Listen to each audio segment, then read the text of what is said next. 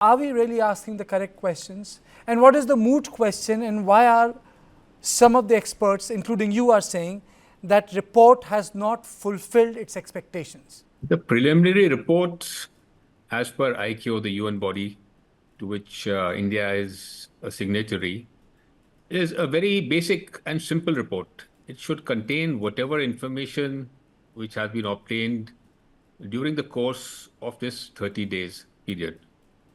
So whatever information is there in terms of factual information, the flight data recorder data, the cockpit voice recorder transcript, and any other parts which are available, witness statement available. So all these have to be collated and presented in the format which is in the final report. So no analysis needs to be done. Nobody needs to come to a conclusion. Nobody needs to be given a clean sheet or be blamed otherwise. So that is what is the need and the purpose of a preliminary report. And if something important is found during the course of collection of evidence, then recommendations have to be given immediately so that the other fleet which is flying globally can be cautioned. Okay. So You said, let us be clear, no factual basis exists to blame the crew. The available evidence point to more profound, more technical questions than the report avoids addressing. Your comments, sir.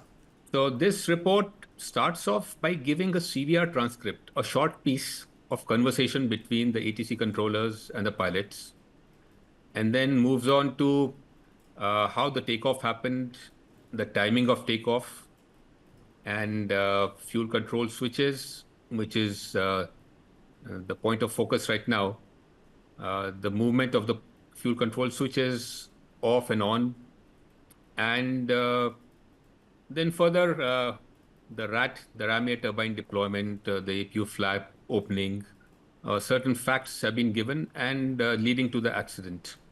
In between, there is a statement which is not a CVR transcript, does not have a timestamp, but is what an investigator has heard over the CVR.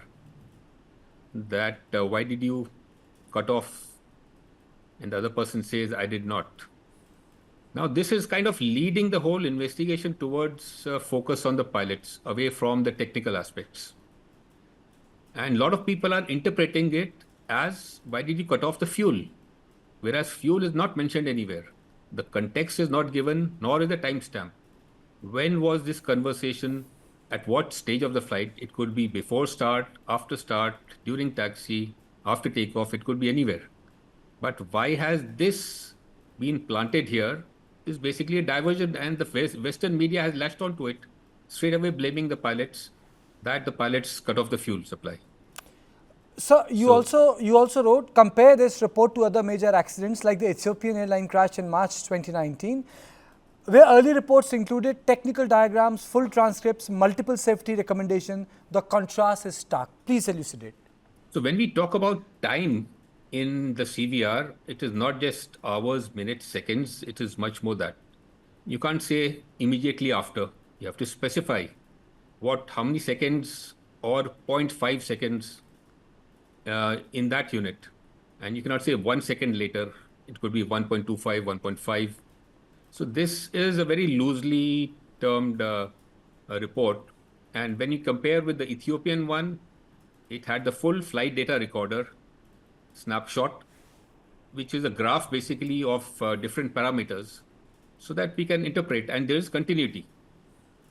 The CVR transcript, and if there is a system affected, like we are focusing on the fuel control switches, then the system diagram is given, and how does the system operate from the manuals, so that you have some kind of an understanding how the system operates. Here we are totally clueless, or the reader is clueless. It could be anybody, technical or non-technical.